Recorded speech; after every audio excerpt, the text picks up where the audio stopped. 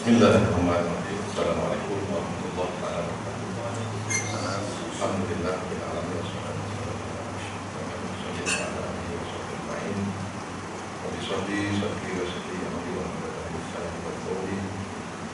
ala Allah Ta'ala kita nanti inna hadhihi ummatukum ummatan wahidah wa ana rabbukum fa'budun sallallahu alaihi. Syukur pada Allah banyak-banyak, masih lagi Allah beri pada kita nyawa, kesihatan, masih lagi Allah pilih kita untuk sama-sama rukuk dan sujud di rumah Allah. Mudah-mudahan sholat kita diterima berkati dalam waktu. Dalam satu ayat tadi saya baca, Allah ingatkan kita inna hadhihi ummatukum ummatan wahidah. Sesungguhnya kita ni, semua umat Islam ini adalah umat yang satu, ummatan wahidah, umat yang satu. Maksudnya kita ni tak ada banyak, satu je Islam. Dan Allah ingatkan lagi wa ana rabbukum, aku Tuhan kamu. Semualah. Jadi kita semua Allah. Allah kata aku Tuhan kamu, Islam itu satu, semua. Itu ingatan Allah dalam Quran, satu ayat yang mengingat kita supaya kita ni jangan jadi banyak. Tak boleh kita berkelompok-kelompok dalam masalah Islam. Dan satu ayat lain lagi Allah sebut innal ladzina farraqu dinahum wa kanu syi'an lasta minhum min syai'. Yang bukan maksudnya sesungguhnya orang yang memecah belahkan agama, mengkelompok-kelompokkan agama, menggeografikan agama ini, bahkan syi'an lasta minhum min syai'. Sesungguhnya mereka jadi satu kuat dan bukan sama sekali daripada kami. Jadi kita umat Islam satu, tak ada lebih, tak ada kurang. Daripada Rasulullah sampailah hari kiamat satu. Tak ada buat, tak ada negara, tak ada bangsa, tak ada keturunan. Bila kita mati, mereka muka Nabi tak tanya negeri mana, negara mana, bangsa mana, keturunan mana, kaya mana, pangkat mana, tak ada. Tak ada dalam senarai. Yang adanya hamba. Itu yang perlu kita faham. Kalau kita tengok saudara kita di Palestin hari 49 hingga 50 kali, masih lagi dalam keadaan yang lemah. Kenapa? 2 bilion umat Islam lawan 7 juta Yahudi dapat kesatuan umat kan. Apa antaranya kita dibataskan dengan geografi. Berarti kita faham ini Syria, ini Arab Saudi, ini Jordan, ini Mesir. Ini fahaman umat Islam kan. Ini Malaysia, ini Bangla, ini Indonesia. Itu fahaman. Dan fahaman itu kita boleh terima dalam pembusaan takdiran, tapi kita tak boleh terima dalam akidah dan dalam kesatuan umat, tak boleh.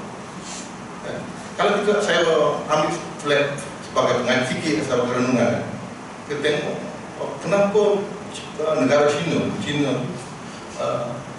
diislamkan. Antara yang dicatat dalam rekod sejarah ialah zaman Sayyidina Umar, Sa'ad bin Abi Waqqas dihantar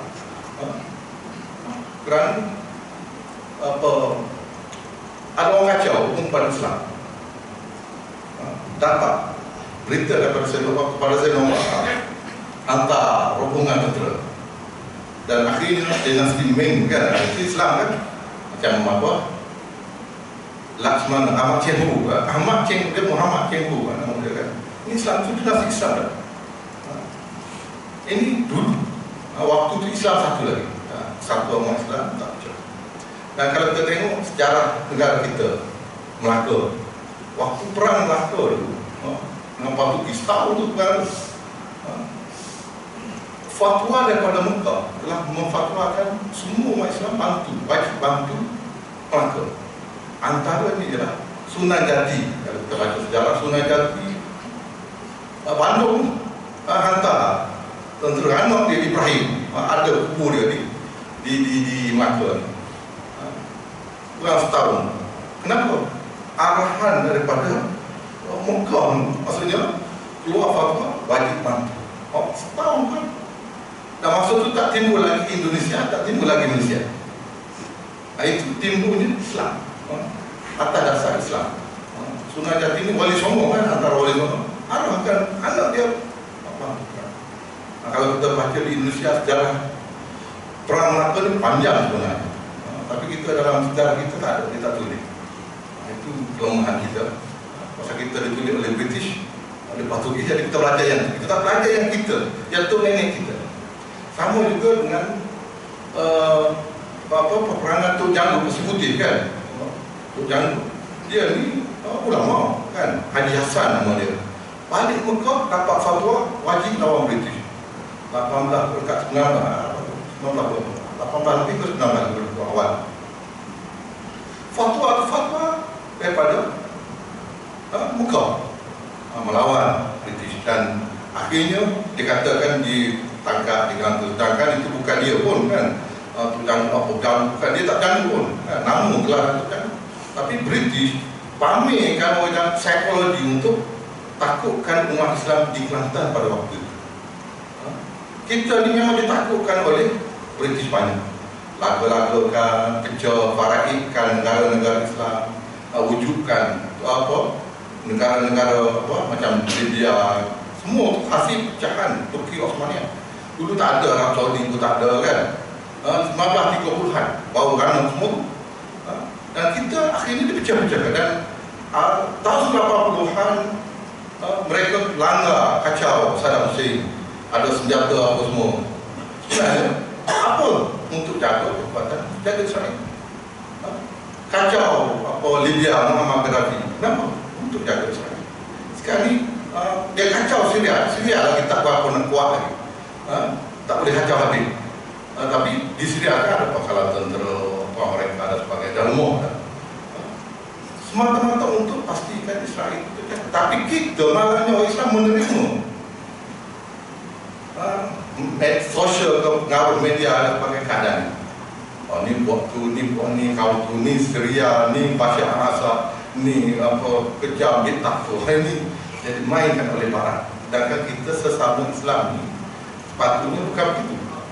Tapi ini terjadi, dan sekarang negara kita pun sama kan, pecahan sesama Islam itu. Kita jadi sensitif sesama Islam. Akhirnya kita umat Islam lemah.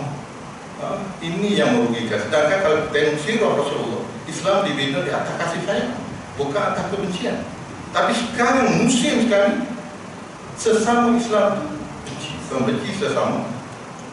Kita dibenci oleh negara, benci negeri, puak, kaum, bangsa, mazhab, benci sesama. Sedangkan kalau bawa slogan Rasulullah, hadis Rasulullah, man qala la ilaha illallah dakhala jannah. Siapa kata la ilaha illallah masuk syurga. Tapi bila kita ni kotak kata diketuk, ni Muhammad, bukan Malaysia. Bukan sahaja Malaysia, orang Arab sekarang begitu. Bahkan bukan orang Arab, orang di bumi Palestin ini hama yang kaya. Sampai tahap tu kan, kita dah masalah dalam media, dalam pemikiran umat Islam. Dan kita tengok video hantar konsert kejadian kan, dibaharkan boleh tak sembahyang jamu puasa. Tu dia. Kalau kita mengaji kitab, kalau berkitab lah, kali itu otak ekor kan, kalau kita minta jamu puasa ni dibolehkan ialah untuk yang diharuskan, perjalanan yang diharuskan oleh hukum syarak. Itu asal. Tapi tak apa kan, kita kan musafir jauh kan, daripada Kelantan, daripada Johor, mari nak tengok apa nama pulang teman kejadian itu kan. Harus boleh sayang kan. Dan kata tu semuanya boleh Allah. Tak, ialah semuanya itu wajib. Cuma kaedah ini ilmu. Sedangkan dalam hukum jamu puasa tidak boleh untuk maksiat kan. Tapi mungkin konsert nyanyi itu ibadat Allah kan. Tafsiran semasa sekarang. Ini kita jangan terperangkap. Lepas tu belajar ni kena berilmu, berguru, berkitab. Kita tak boleh ambil sedut-sedut tak. Kena berkitab kulit ke kulit, barulah ilmu. Kalau tidak kita hanya jadi pengetahuan tahu begitu. Tak apa ni. Akhirnya tak tahu mana. Ini bahaya masyarakat kita sekarang. kita sambung pengajian kita ni, muka surat 7 kan, iaitu kita berhenti susunan keutamaan harta si mati.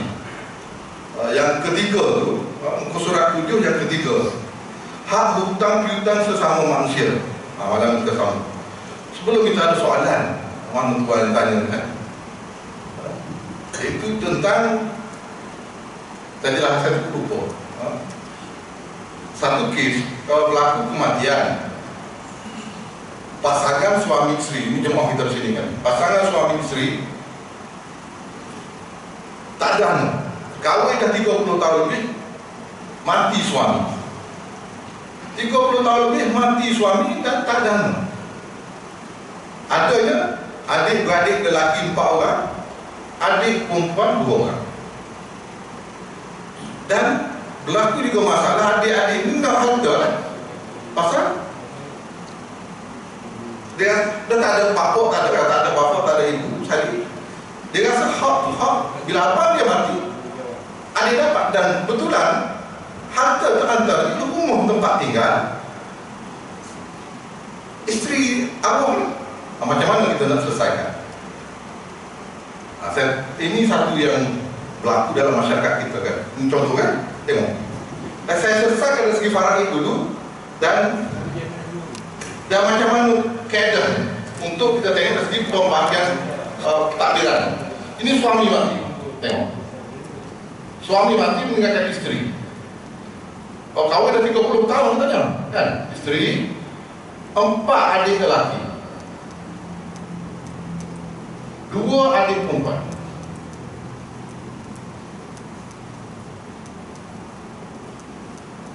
Jadi memang dalam kes ini, bila tak ada bapak, tak ada harta akan dapatkan adik-beradik.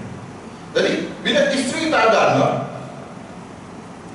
ini yang meninggal, isteri akan dapat berapa? 1 per? Kalau ingat 6. 1 per 4. Kenapa? Pasal tak ada anak. Bini kita, kalau kita mati dulu, dia dapat 1 per 8 kalau kita ada anak. Kalau kita tak ada anak, dapat 1 per 4. Waktu kita cek dulu kita kahwinnya ada anak. Ada anak. Kalau kita mati dulu pada bini kita, dia akan dapat 1 per 8. Anak atau cucu dari anak lelaki. Faham? Cek, ada anak tak? Oh, ada, tak ada anak, tapi ada cucu dari anak lelaki. Anak mati lah, ada cucu. Bini kita akan dapat 1 per 8. Tapi kalau tak ada anak atau cucu dari anak lelaki, 1 per 4. Kes ni tak ada langsung, memang tak dapat 1 per 4. Jadi bakinya ada lelaki perempuan, ini asobah. Maksudnya 3 per 4 dapatkan adik-beradik kongsian. Tapi ini tak selesai faraid. Okey, sekarang ni bila rumah ni pasangan ni sama-sama kerja katanya, sama-sama bekerja, beli rumah pun bersama. Adik-beradik besar nak jual rumah yang duduk, jadi duduki oleh isteri. Tapi okey, kita selesai faraid. Dari segi faraid, tak selesai kan 1 per 4. Dan adik-beradik lelaki dua bahagian. Mislu hazil unsay, kurang katakan kali 2. Pasal lelaki 2 bahagian, perempuan 1 kali 1, 8 2. 8 campur 2 10. Jadi adik-beradik ni hak adik-beradik 10. Kita kali 4 dulu. Asal tasrih masalah. Jadi harta ni asalnya akan dipecah pada 40. Dari segi faraid kan, harta ni pecah 40. Isteri 10 kali ni, 10 kali 4, 40, 10 kali 1, 10 per 40. Maksudnya suku 10 per 40 adalah hak isteri. Maksudnya di geran tanah, harta alih, harta ta'alih, maksudnya tunai, di bank apa semua, pecah 40. Kalau 40,000, isteri akan dapat 10,000, selebihnya adik-beradik. Okey, tengok. Dan kes ni adik-beradik ni ada yang tak nak setuju. Sama tua-tua lah kau. Tak payah jual lah kakak, bagi kakak kan. Ada yang tak setuju, ada yang nak pakai. Abang, kakak ada belajar di masjid, ada hak kan. Hak faraid. Dan kita kena ingat, faraid ni bukan saja hak. Hak dan tanggungjawab. Itu kena ingat dalam kepala kita. Faraid ni bukan hak saja. Kita lelaki ni, hak dan tanggungjawab. Kalau belajar, kalau tak belajar, ni aku, adik lelaki ni ada hak. Banyak, 2 bahagian. Kalau umur sejuta, banyak kan, kepala fikir. Okey. Sekarang ni balance ni 30 per 40 baki kan. 30 pecah 10 dan bagi 10. 30 bagi 10. Apa? 3. Berarti setiap bahagian adalah 3. Setiap bahagian adalah 3. Jadi setiap adik perempuan ni akan dapat 3 per 40. Yang lelaki dapat 3 kali 2 6 per 40. Yang isteri 10 per 40. Berarti setiap adik lelaki, berarti power ni 6 per 40. 6 per 40, 6 per 40. Setiap adik perempuan 3 per 40, 3 per 40. Boleh faham tu? Kalau kita letak angka lah kan, saya jelaskan. Kita letak angka katalah harga 400,000. Mudah-mudah kan. Jadi yang apa kakak ni dapat 100,000. Okey. Setiap adik lelaki dapat 60,000. 60,000 setiap adik lelaki ni. Dan setiap adik perempuan 30,000 masing-masing. Habis 40,000. Dan segi amount ni, kalau cash atau tunai dan sebagainya, wang di bank kan, tamu haji ke apa, pagi je ni. Sama juga di geran tanah. Geran tanah tu keluar, print di tanah pakai pusaka kecil tu. Print. Tanah. Satu lot, pecah 40. 10 rumah tu tanah kawasan kita kan. Sama. Rumah flat sama, pecah 40. 40. Isteri dapat 10 per 40. Sedangkan di sini timbul masalah kan. Desakan adik-adik ini untuk jual rumah kakak ipar yang kakak ipar dia duduk. Ada 2 perkara yang kita kena faham dalam ni. Sekukuannya terfaham dalam ni. Iaitu bila mati bini, apa tanggungjawab ahli waris? Yang ni kena tahu. Bila mati ni, bini adik aku dah mati. Wali asbab mana wali asbab? Aki kan? Apa tanggungjawab? Ada tak tanggungjawab? Ada. Jangan hambak kaki ipar rumah tu. Jangan hambak tak boleh. Pasal apa? Dia dalam tempoh edah. Kena ingat kan? Mati seseorang tu, ada hak lagi ahli keluarga untuk bayar nafkah edah. Nafkah edah kematian 4 bulan 10 hari. Suhan kata orang ipar keluarga di rumah apa? Tak boleh. Walaupun ni 10, adik-adik 30, banyak adik-adik kan. Tapi tak boleh halal. Kita kena ingat ada nafkah edah. Ni. Nafkah edah kematian 4 bulan 10 hari. 4 bulan 10 hari. Siapa kena bagi? Nak ambil harta mereka kan? Tak. Ambil harta siapa? Lelaki. Sebab itu dia kena faham kan, dia bukan saja hak, dia tanggungjawab. Dan mana-mana dalam negara kita, dalam masyarakat kita, dunia Islam, dia tak belajar ke mati kita kan. Ambil bagi faraid, hamba apa semua, umur apa semua, sedangkan dia ada tanggungjawab nafkah kepada adik ipar dia. Kalau ada bapa mertua pula. Tapi dalam kes ni tak ada lain kan. Yang asbabnya ni dia kena bagi nafkah. Tak boleh halau ke ipar keluarga rumah. Nafkah edah, nafkah tempat tinggal apa semua tu kena sedia, kesihatan, makan, minum apa semua. Dan dia dalam keadaan berkabung katakan. Maksudnya dia tak boleh keluar apa-apa. Ni kena sedia yang lelaki. Jangan dapat duit saja, jangan dapat pupuk, dapat aset, apa tak boleh. Tapi itu yang dipraktikkan. Kakak kalau 40 saja, kami ada pada 30. Kami belajar di masjid kan. Kan? Dan isu ni kalau dipanjangkan lagi, iaitu dia kata ada adik-beradik kita nak masa tua-tua belakang. Tua-tua belakang. Semua ada masing-masing ada rumah. Kenapa nak suruh kakak ipar dia keluar daripada rumah? Dan kenapa nak suruh jual rumah tu? Sedangkan rumah itu dia beli bersama dengan pasangan suami isteri. Jadi kena ingat kan, satu lagi, kalau berlaku di kalangan bayi kita, anak beranak kita, harta sepencarian. Ni. Ini kalau dah begini keadaannya, mesti tuntut harta sepencarian.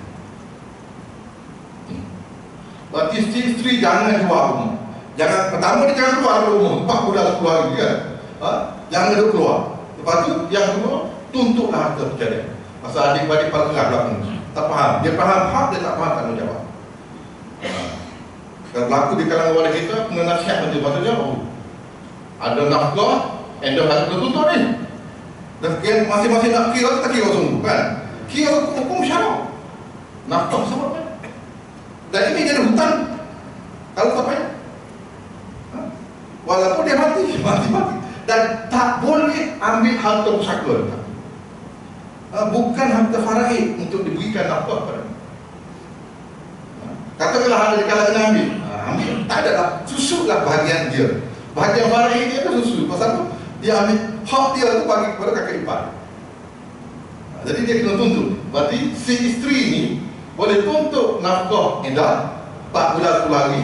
Si isteri ni boleh tuntut harta sepencarian.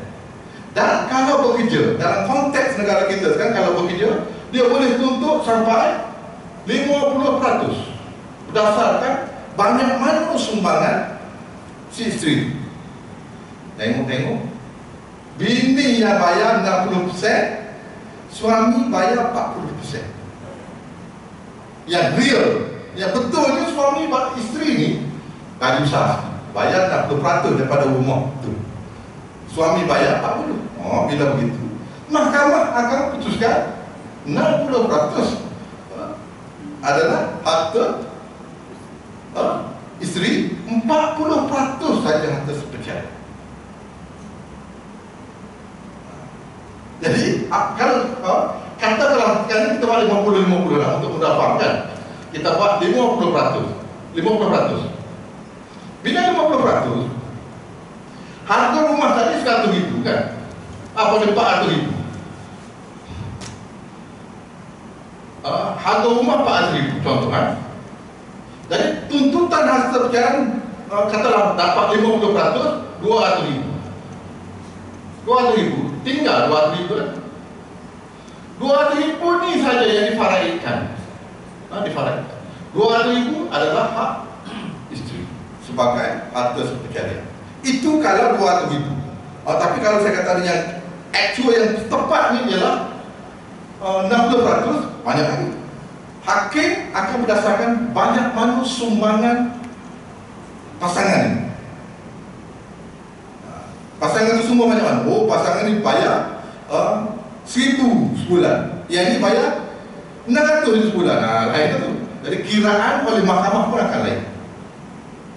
Dia jangan anggap ni paraya dalam cap budak.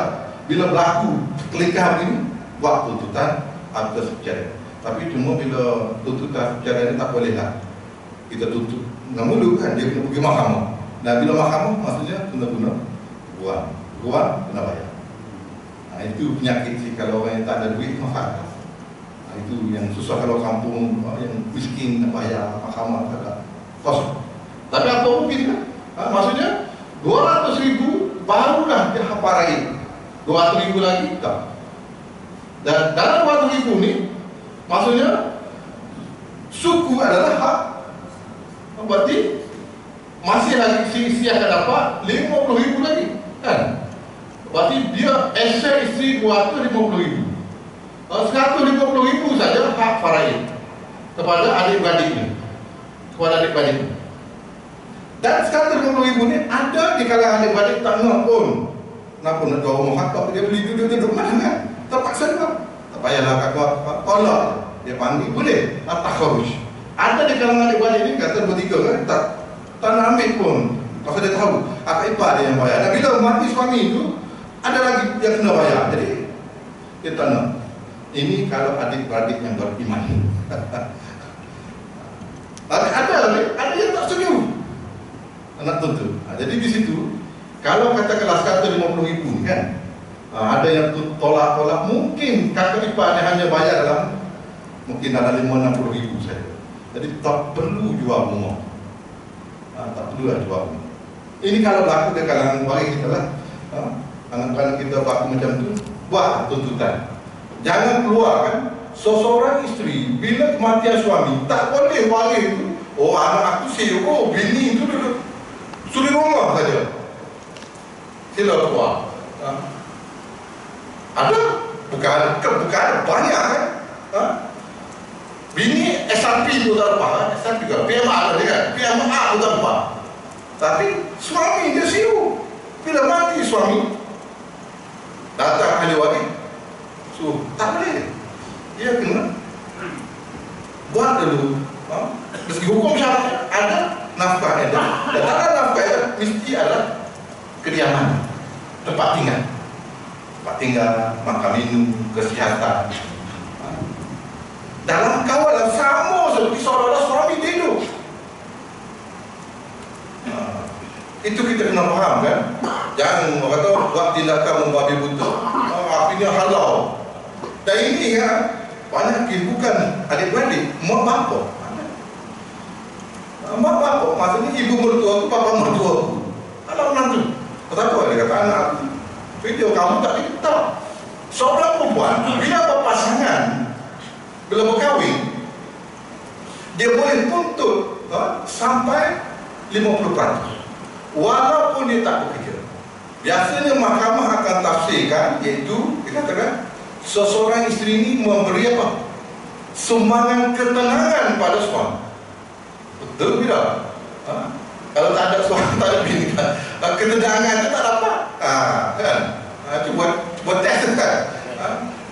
Ayat mahkamah macam-macam kan? Suami tak bekerja, tapi kenapa hakim biasanya akan bagi sampai 30-40%? Tengoklah, tengok mahkamah dan tengok negeri. Pasal negara kita tak sama kan? Tapi kalau di Kelantan, kalau isi rumah pun ada harapan 50%. Tapi kalau di Selangor ada beberapa negeri ini dia ada tengok kena bekerja kan? Pasal tafsiran bekerja itu tak sama. Bekerja sebagai suri rumah, bekerja.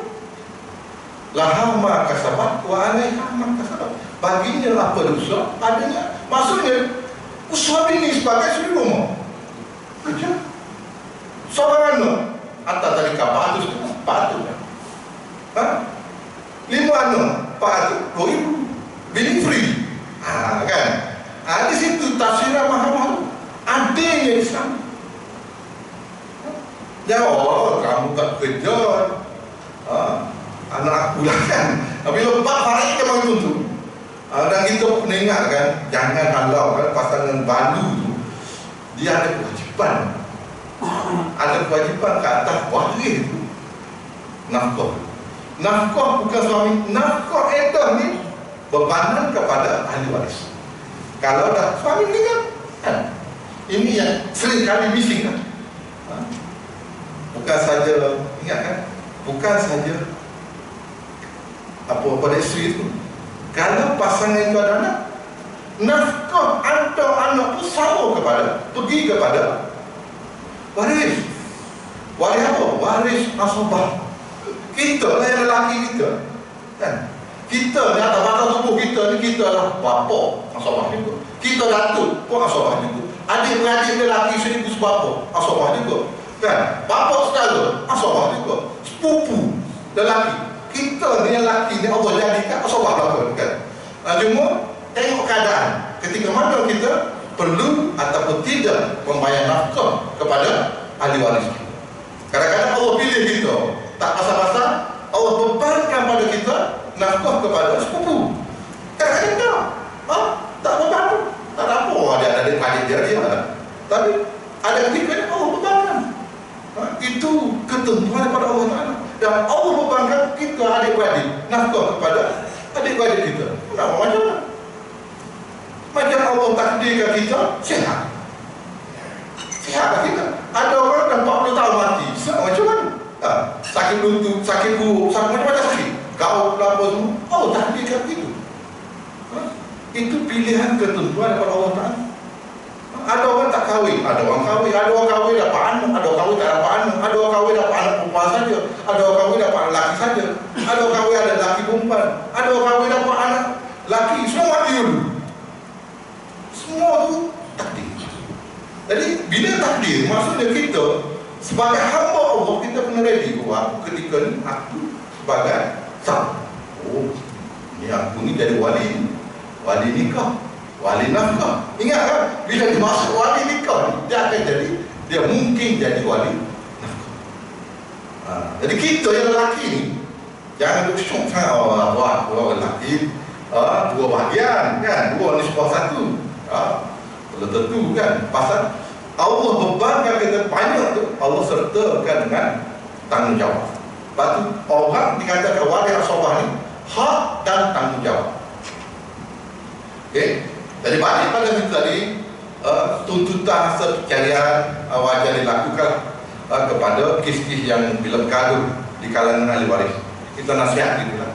Sebenarnya kalau boleh tak payah bergaduh, kalau sama-sama faham. Ayah, pakar kau tak duduk nak jawab, tak payah jual lah rumah tu kan. Dah duduk mana? Apa tak sejual? Dah duduk mana? Sepatutnya begitu. Boleh duduk flat je. Terpaksa dengan anak nak pindah rumah kan 70,000. Adik-adik, 2 adik-adik kaya, 3 adik-adik miskin tak apa nak perlu kahwin, tapi 3 yang kaya tu dan dia ada anak saudara. Contoh kan?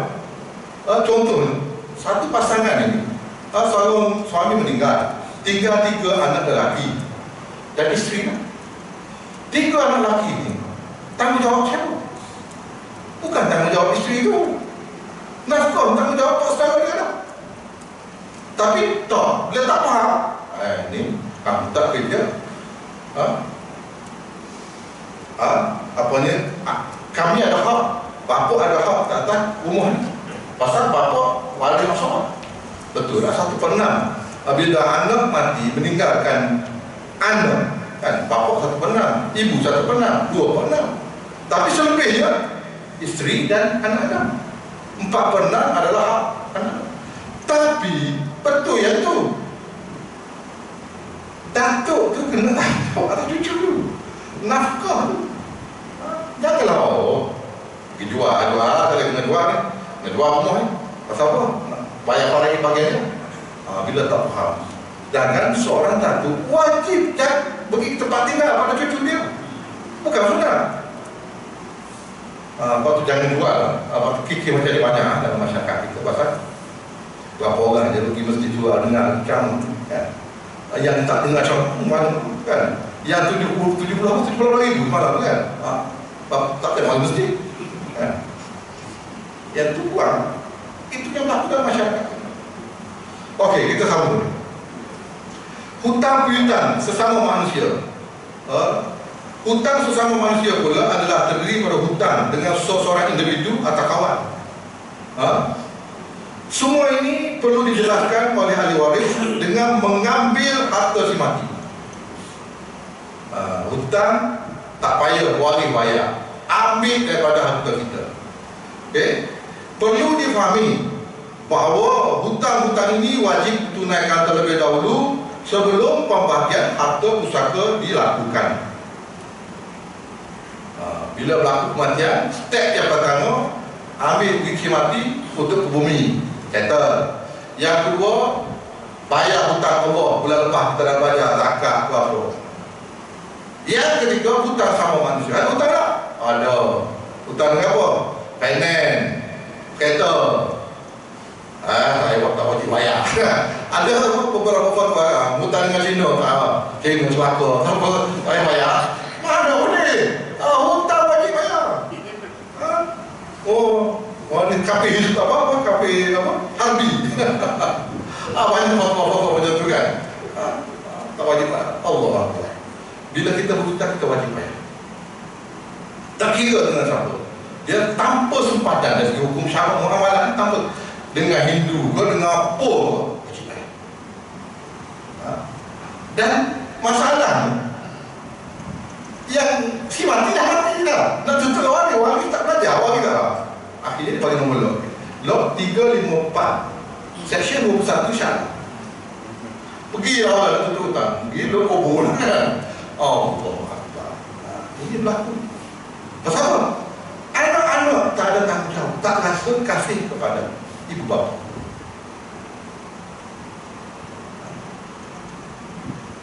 Pada dia mati beres. Tak payah hutang lah kan.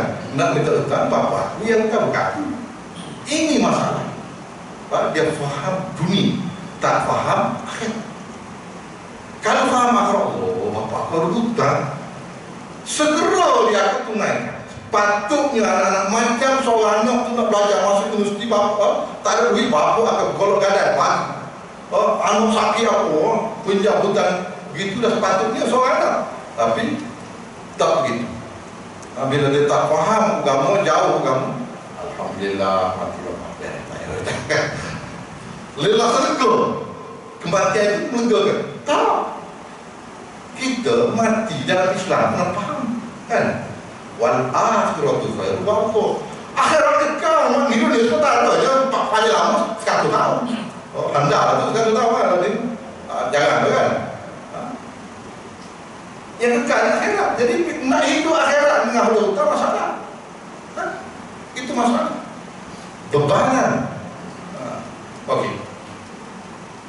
Oleh itu amat penting bagi setiap orang untuk merekodkan hutang-hutang yang dilakukan bagi memudahkan ahli waris mengesan dan menyelesaikan hutang tersebut.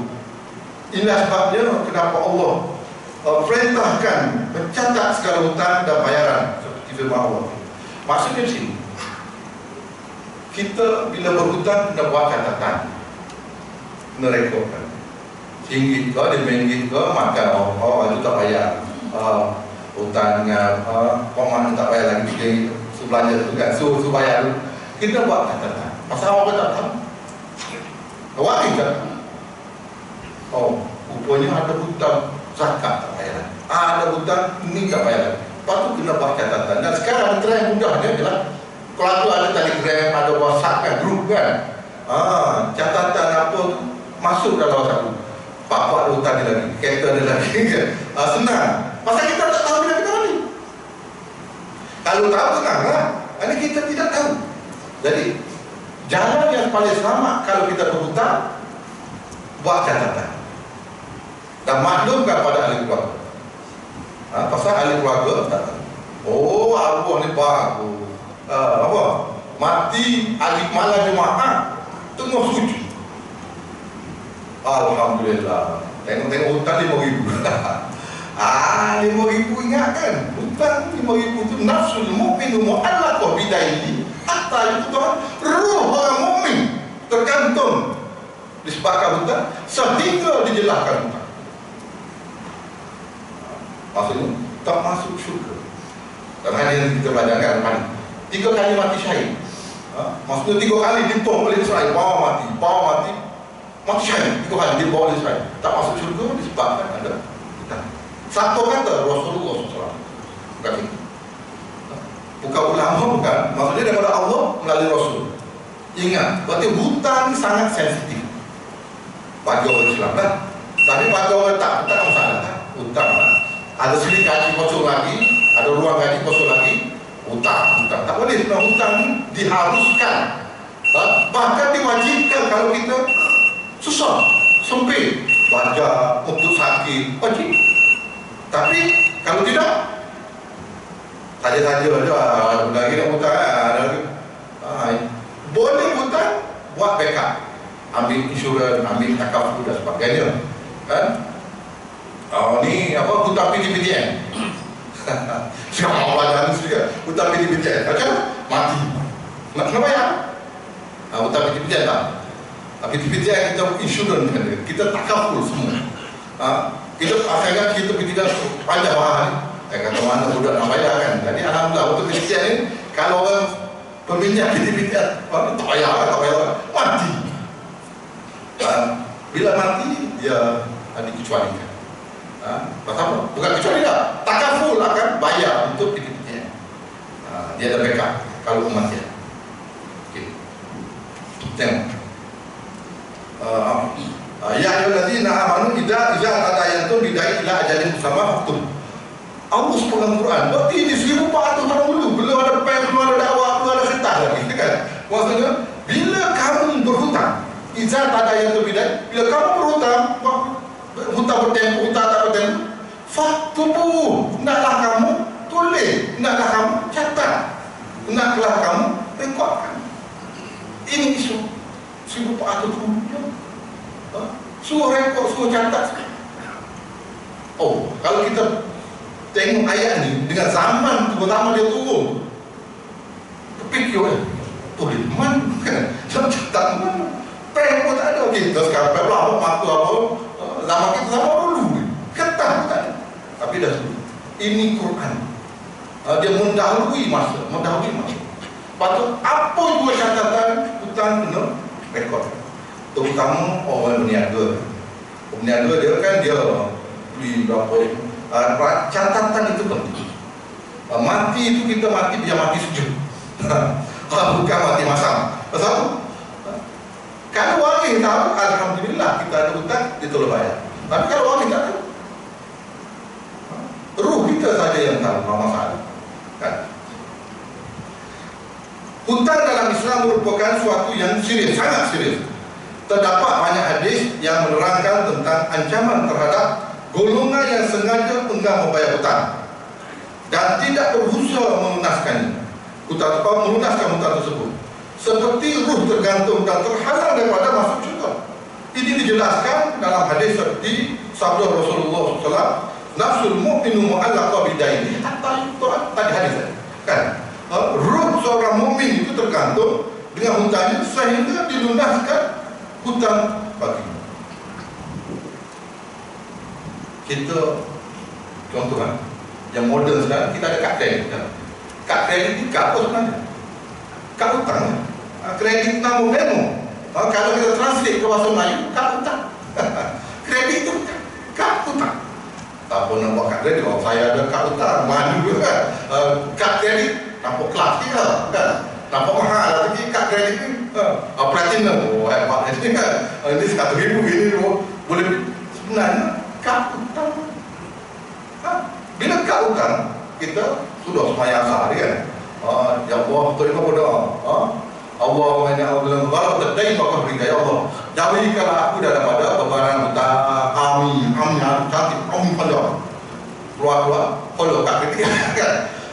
Betul ke benar perbuatan kita? Itu orang maksurah kan? Kalau terdain bakal berikan kan? Jauhilah aku daripada bebaran hutang. Tiba-tiba keluar nanti, kalau baca doa tu, elok, amin, kemarin kan? Keluar, kena kad kredit. Mana dari segi akhlak tak elok kan? Minta dengan Allah, tak berhutang. Sengih, dibayarkan kan? Ini sesuatu yang kontradik dengan Islam. Tapi kalau kita ready, kad kredit kita ada takaful. Apa dah?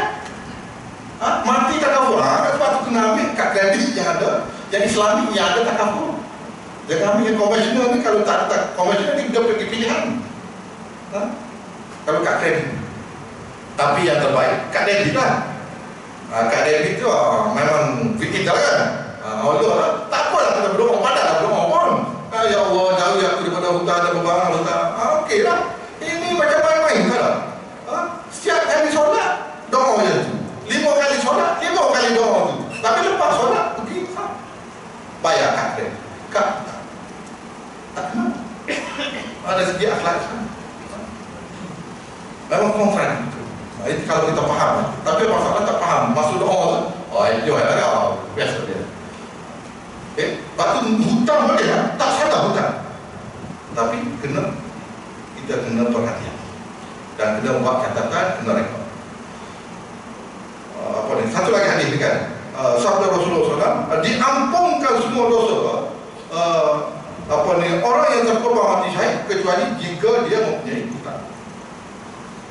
Sebab itu dalam satu kisah kan, seorang sahabat ahli Badar meninggal dunia, dipanggil Rasulullah untuk solat jenazah. Rasulullah pergi soalan pertama keluar Rasulullah, arwah kan hutang ada paling.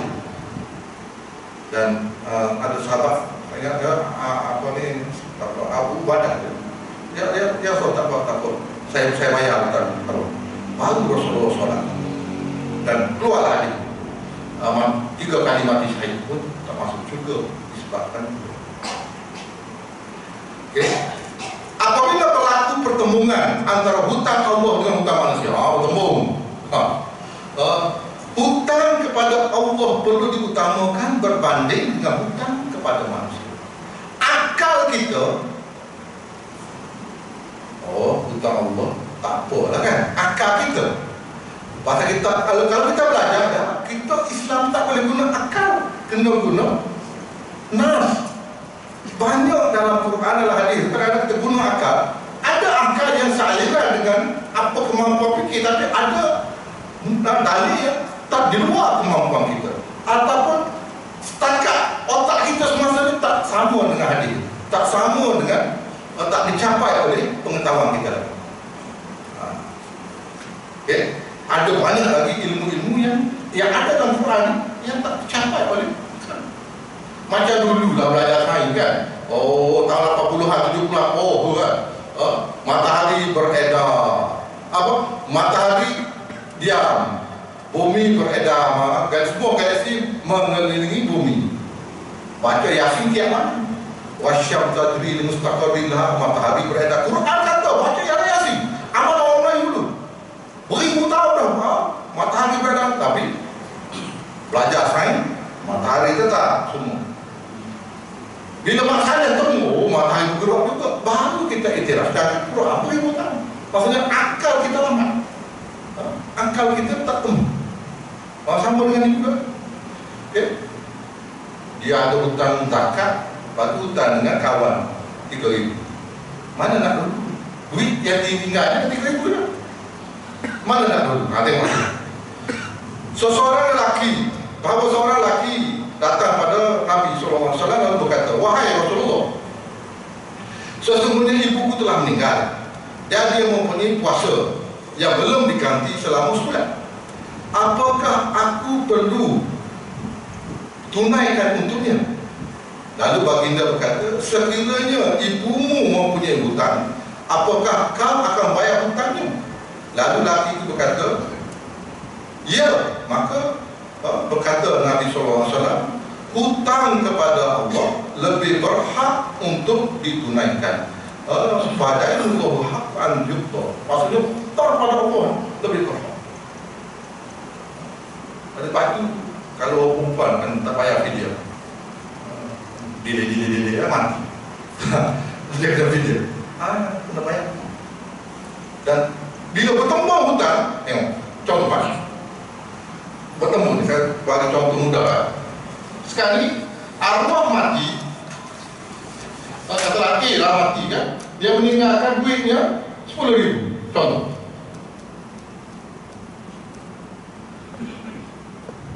Dalam bank tu tabung haji tu 10,000. Cek dia ada hutang zakat, hutang Allah. Hutang Allah tak ada bacakan, zakat, hutang fidyah, hutang nazar, hutang haji, itu hutang. Kalau dia tak buat, dan hutang manusia.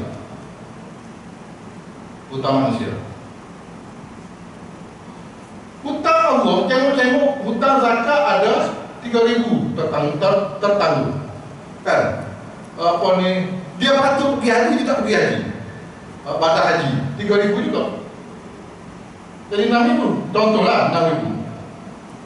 Hutang pada manusia dia ada 10,000. Contoh. Jadi sekarang ni dia ditinggalkan 10,000 je. Arwah mati dalam akaun bank 10,000. Tapi arwah ada hutang Allah 6,000. Ada hutang manusia 10,000. Mana nak didahulukan? Ni dulu. Keadaan dia ni dulu. Kita sebagai ahli waris, kalau bapak kita adik bayar kita, arwah tinggal ni, bayar ini. Hutang Allah. Maksudnya, bayar hutang zakat dulu, hutang. Bayar 4,000. Bayar 4,000 kan? Bayar 4,000. Bayar hutang manusia. Nak itu lagi? Divisikan. Kan? Cik kan? Ini 10,000. Waris. Itu tadi. Ingat. Kita ni waris asobah ni, itu spesialnya. Jangan ingat hak. Ada tanggung jawab. Bapak kita mati, betul bapak kita mati ada macam ni. Jadi akhirnya dia divisikan. Nak ibu lagi hutang. Carilah waris asobah. Kalau bapak anak lelaki, awak 3 orang lelaki, 2,000 seorang. Bukan sunnah, wajib. Ini yang kita faham dalam pengajian para ini, kita faham hak dan tanggung jawab. Bukan hak saja. Bapak kita tinggal hutang, kita wajib bayar. Dan siapa bayar, tengok siapa dia. Dia pergi kepada anak dulu. Tapi bukan dibebankan kepada perempuan. Semua ini dibebankan kepada lelaki. Bapa, datuk, adik, anak lelaki, adik cucu lelaki, adik-beradik lelaki. Itu senarai. Lepas tu kita kena cek kita ni. Waktu mati waris, cek. Ada satu pabrik dengan kita kan. Jangan, abang aku mati minggu lepas. Ada anak 3. Lepas tu, dah aku bini dia kat mana. Sudah itu kan. Sedangkan kita ni, adik-beradik lelaki kan. Kalau lepas ada bapak kita dah meninggal. Kena. Bukan sunnah. Bukan sunnah. Nafkah pun. Mereka, kakak kita kata, ipar kata, tak payahlah, apa yang bayar. Ni saya pun bergaji, saya pun pendapatan, saya bayar. Beres. Kalau begitu. Tapi kalau kakak pasnya kena tanya, kan? Kena tanya. Dan di sini kan macam ni kan, hutang tadi ada 6,000 lagi. Ada adik-adik kita yang perempuan kaya. Yang ada lelaki susah semua kan. Yang lelaki kerja Grab, bawa Grab, tak mampu bayar. Jadi sebab tu adik-beradik yang beriman tengok jeling-jeling siapa yang mampu tolong. Pasal yang mati tu bapak kita, hutang wajib dibayar segera. Hutang tu wajib dibayar segera. Sayanglah pada waris kita kan, bapak kita, ke pak saudara kita, ke anak saudara kita, ke cucu kita. Itu kasih sayang yang patut disemai di kalangan ahli waris. Bukan menjawab. Bahkan sepupu kita kena sayang. Waktu mati dan betul aku dia warisnya ada hutang aku 3,000 tak boleh bayar segera. Ini sepatutnya kita semaikan kasih sayang. Ini yang Islam ajar kita, yang makin jauh kita sana. Jadi tadi lah maksudnya bila bertemu tak cukup divisi waris dibebankan.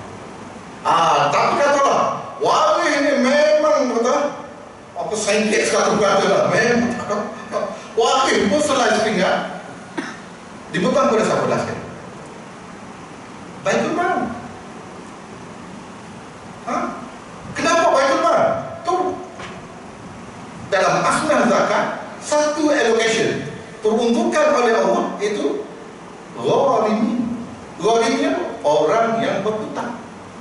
Allah pun tahu dah kan. Kita ni hamba, Allah tahu dah. Kalau bila manusia engkau tak ada orang, Allah dah allocate daripada peruntukan zakat gharimin, orang berhutang. Ada hutang, zakat tu bayar. Sistem zakat pergi ke Baitul Mal tu bayar. Saya jelaskan. Ini sistem lengkap sempurna, tak ada cacat celak. Ustaz, hutang itu dia tak tulis. Apa zakat tak bayar lah. Kena tulis lah, kena ada zakat. Memang bila pergi ke pusat zakat, kan dia sistem pentadbiran. Kena dokumentasi apa panjang soal lah. Tamu-tamu sekarang ni kan itu sistem zakat berfungsi. Gharimin, orang-orang yang berhutang. Memang 1/8 asnaf, satu kategori yang Allah tahu tu. Manusia akan ada orang yang gagal, manusia akan ada orang yang memerlukan, manusia akan ada orang yang fail dalam perniagaan. Mesti ada. Jadi dah satu allocation daripada zaman dulu. Tahun kedua Hijrah, asnaf zakat gharimin diperuntukkan. Cuma kita kan kita tak kuat kuasa ke sistem Islam. Itu yang masalah. Kalau kita kuat kuasa, tak mau lah, tak ada. Pusat zakat, kan? Tak banyak soal kalau diurus dengan sistematik lah.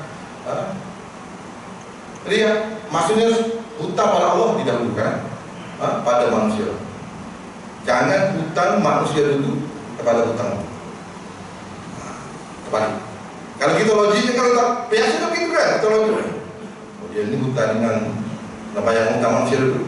Lepas tu kita bila mati tu, awak bangun kan? Awak kalau ada apa, bila ada hutang jumpa dengan saya.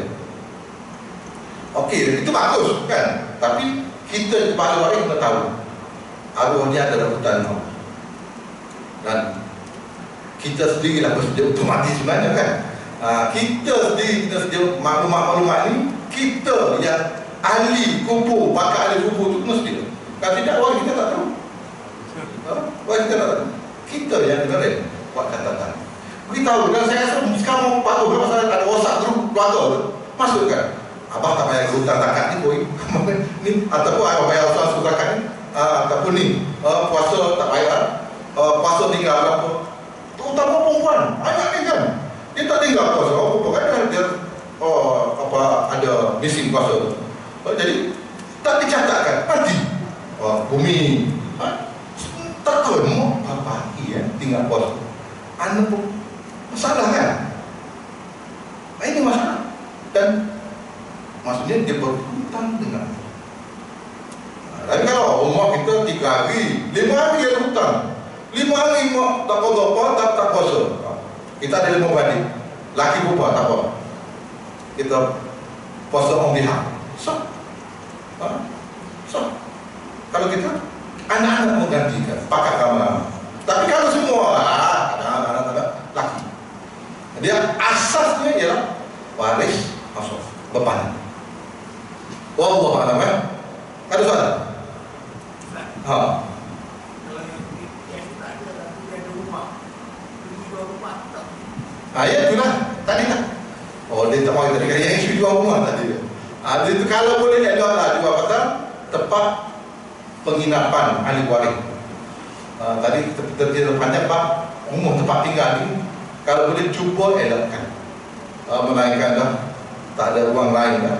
Tapi kalau ada ruang, cuba elakkan. Pasal tempat tinggal adalah kewajipan pada ahli waris yang tinggal tu, kepada isteri atau pada anak.